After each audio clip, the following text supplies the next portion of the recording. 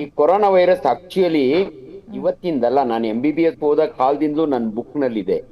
But ಏನಂದ್ರೆ ಯಾಕೆ ಈ ಅಷ್ಟೊಂದು ಭಯ ಹುಟ್ಟಿಸ್ತು ಮೂರು ಅಲೆಗಳು ಅಂದ್ರೆ, 35 ರಿಂದ 40 ವರ್ಷಕ್ಕೆ ಒಂದು ಸಾರಿ ಪ್ಯಾಂಡಮಿಕ್ ಕಾಯಿಲೆ ಅಂತ ಬರುತ್ತೆ ವೈರಲ್. ಕಳೆದ ಪ್ಯಾಂಡಮಿಕ್ ಬಂದಿದ್ದು ಫಸ್ಟ್ ವರ್ಲ್ಡ್ ವಾರ್ ಟೈಮ್ ನಲ್ಲಿ ಇನ್ಫ್ಲೂಯೆನ್ಸಾ ವೈರಸ್ ನಿಂದ ಅರ್ಧ ಯುರೋಪ್ ಮಲಗಿಸ್ಬಿಟ್ಟಿತ್ತು, ಹೊರಟೋಗಿತ್ತು.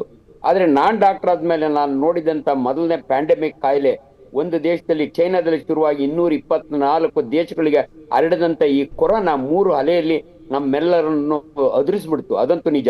ಬಟ್ ಏನಾಗುತ್ತೆ ಅಂದ್ರೆ, ಈ ವೈರಸ್ ಮ್ಯೂಟೇಟ್ ಆಗ್ತಾನೆ ಇರುತ್ತಮ್ಮ, ಎಂಡ್ ಆಗಲ್ಲ ಆ ವೈರಸ್. ವೈರಸ್ಸಿನ ಒಂದು ಗುಣ ಏನಂದ್ರೆ ರೂಪಾಂತರಗೊಳ್ಳೋದು, ಮ್ಯೂಟೇಷನ್ ಆಗುತ್ತೆ. ಅವೆಲ್ಲ ನೀವು ತುಂಬಾ ಒಂದು ಒಳ್ಳೆ ಕ್ವಶನ್ ಕೇಳಿದ್ರಿ. ಈ ಮ್ಯೂಟೇಟ್ ಆಗ್ತಾ ಆಗ್ತಾ ಅದು ಸ್ಟ್ರಾಂಗ್ ಆಗುತ್ತೋ ವೀಕ್ ಆಗುತ್ತೋ ಅಂತ.